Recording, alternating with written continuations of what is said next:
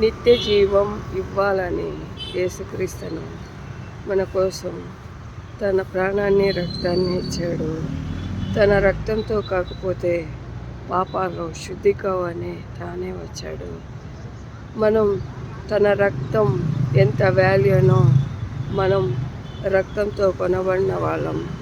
మనం యేసుక్రీస్తు ఉండేటప్పుడు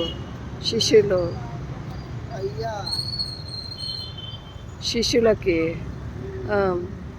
అక్కడ ఉండే వాళ్ళ శిష్యులంతా వెళ్ళిపోయినప్పుడు మీరు పొండి అన్నప్పుడు పేతురు నీలో నిత్య జీవం ఉంది అని అన్నాడు. మనం ఈ లోకంలో అన్నీ పోగొట్టుకున్నా మనకి నిత్య జీవం ఉంది.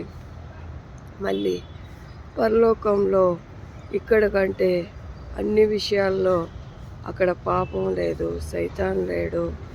మళ్ళీ ఇక్కడ మనం